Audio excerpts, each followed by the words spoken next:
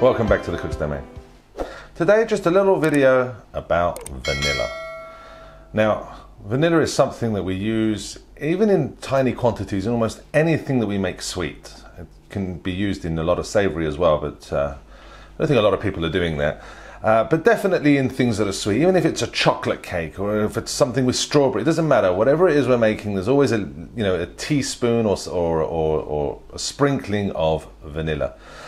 Obviously, it's in things like custards, crème anglaise, crème brûlée. There's a lot of very strongly flavored vanilla things.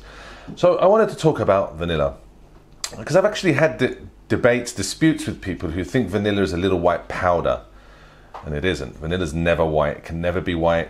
It's very brown. This is vanilla. The pods in here have hundreds, thousands of little seeds in here that are black almost.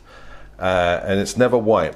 The white stuff that you can buy in the shops is actually sugar that's been flavored by vanilla. What they do is the discarded pods, the outer pods, can be put into sugar. You can do this yourself, by the way. If you ever use real vanilla, when you're done with it, you've made your custard, you made your cakes or whatever, don't throw this away. You would have cut it and split it, but whatever you've got left, don't throw it away. Get a bowl of sugar.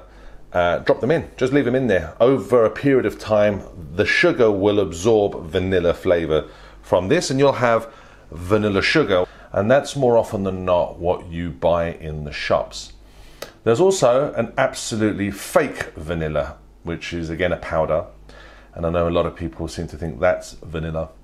And that's no vanilla in it at all. It's completely synthetic and just has a smell, I suppose, a taste like vanilla. I find it to be quite fake. I can tell that it's fake. I think a lot of people really can. But nonetheless, and it's because of cost. Vanilla's expensive. So we have the fake stuff because it's cheap. And then you have the vanillin sugar because it's really just sugar. And that's relatively cheap compared to vanilla. The next step up is to buy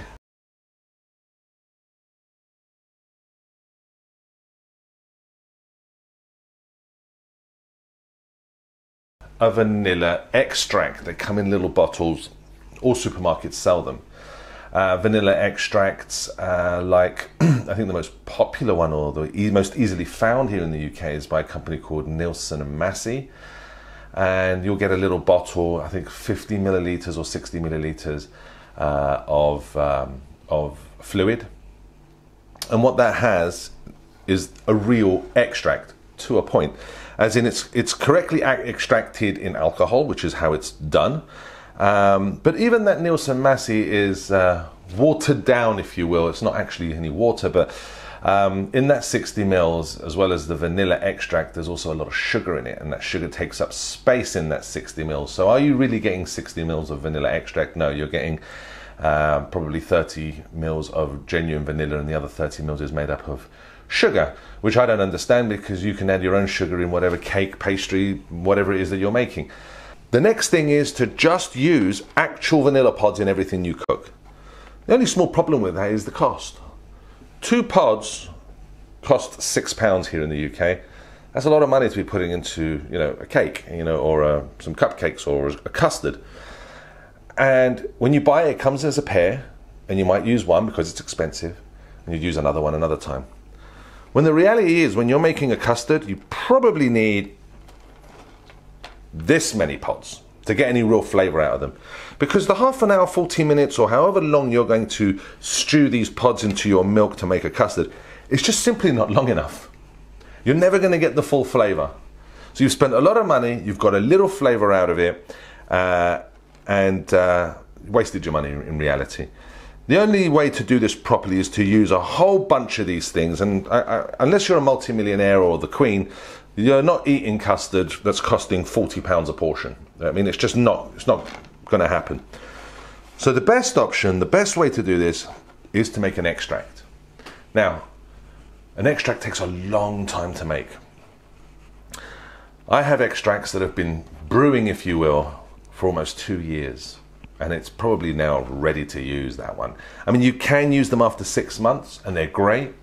But if you give it a chance to really let these vanilla pods absolutely infuse the alcohol, you're going to get such a great, deep, delicious vanilla flavoring. And that's what I'm going to show you here today. How to make your own vanilla extract. And it's simple. You need some jars or containers that you're going to put your extract in. Make sure these are thoroughly cleaned and steamed, boiled, whatever, to get these absolutely disinfected. You're going to need some vanilla pods, and you're going to need some alcohol. And the alcohol of choice is always one that is the most neutral flavored, which is vodka. And that is how it's actually made. If you buy a bottle of vanilla extract anywhere, you'll see that it will say vanilla and alcohol. And it will have an alcoholic content of about 35 to 40%, which is roughly where spirits are. And that's where roughly a vodka is. So that's all you need. And I'm going to show you how to put that together. Okay, so because of the size of these particular bottles, they're roughly 300 mils, I'm going to be using 3 sticks of vanilla per bottle.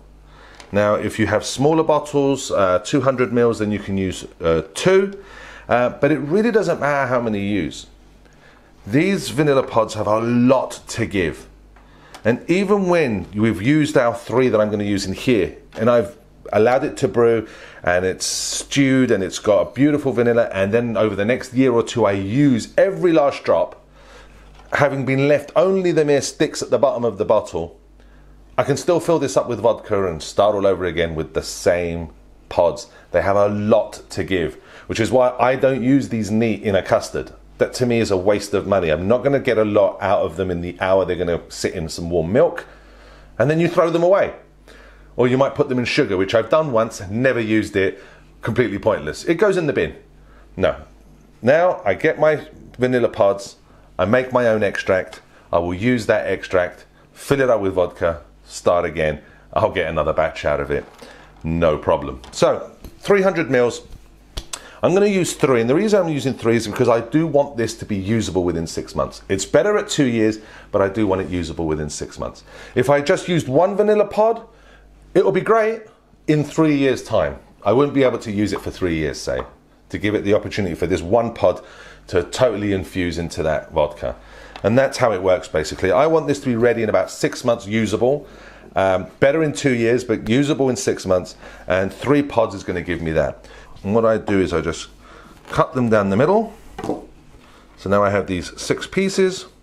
And the other thing I like to do, to really give these beans the opportunity to move around and to give us some flavor. And I also love the beans actually coming out of the pod and giving a speckle to our vanilla extract.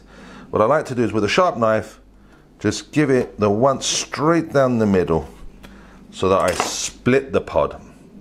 Because in here is where the vanilla beans are. Here, thousands of these little things. And that's where all the flavor is. So now we can drop these into our bottle. Okay, so there we have it. We have our 3 vanilla sticks now inside the bottle.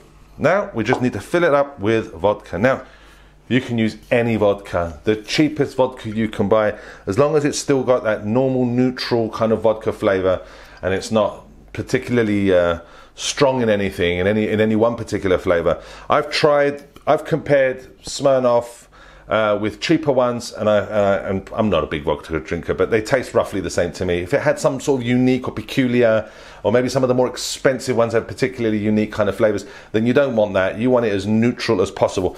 Now, I'm not a big vodka drinker, but it's one of these things I seem to pick up a lot as gifts.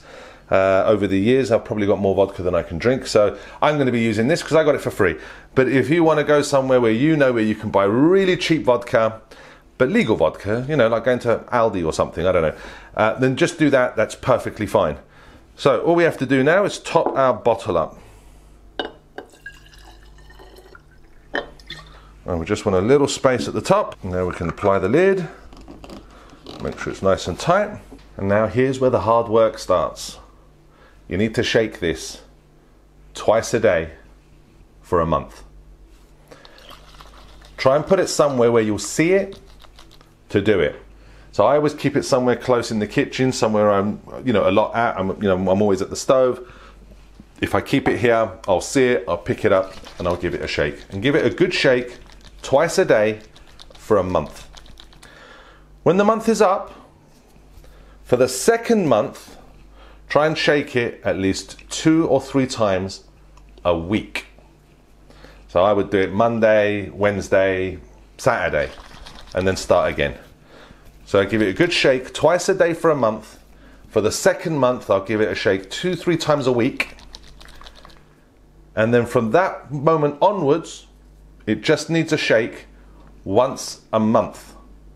So from the 3rd month to the 6th month, it just needs a shake once a month. After 6 months, you can actually start to use this as your vanilla extract. Still give it a shake though every now and again when you see, when you happen to see it and notice it. Oh, I'll give that a little shake. It doesn't need it, but it's a good thing to do. So right now, what does it look like? It doesn't look like much. It doesn't look like a vanilla extract. It just looks like these little sticks in a clear liquid.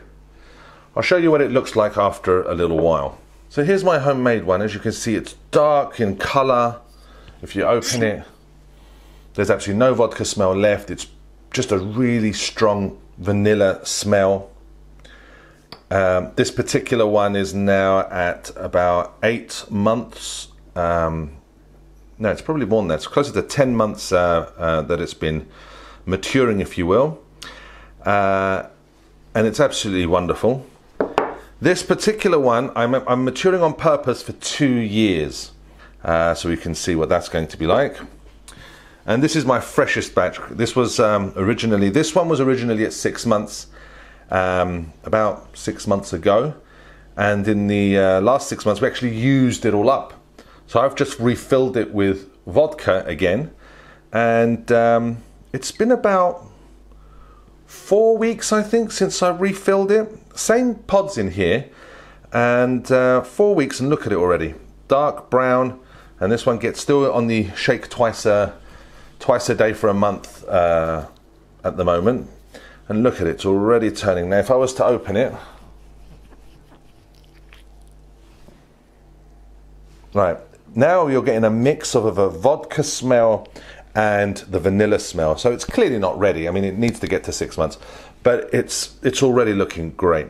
This is what this will look like, even in just a matter of weeks. Now I know this seems like it's hard work, and anything homemade is, but certain cakes, certain desserts that I've been making for a long time, and yet over the last couple of years that I've been doing this, I've been getting even better compliments for my desserts. And the only difference that I'm making to my recipes is that instead of adding the Nielsen Massey or the Costco version of their extracts, I'm using my own homemade one, and I do think it's better. I think it's got a stronger, more rounded flavor, a much more delicious vanilla-y kind of flavor. And also I consider the cost. Now I know vodka isn't cheap. I think even a cheap bottle is probably about £9.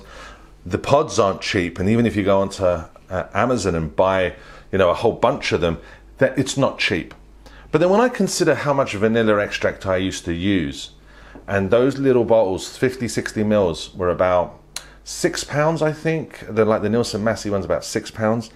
I think the Costco one works out a little cheaper than that, and you get a much bigger bottle, so you end up outlaying a lot more money. But it's cheaper to do overall, especially if you cook a lot and you bake a lot, or you do a lot of things that you might need vanilla. I mean, I love custards, so I make a lot of custards, and the flavor's so much better. So that's the reason for doing it. Anyway, I hope you guys give it a go and enjoy.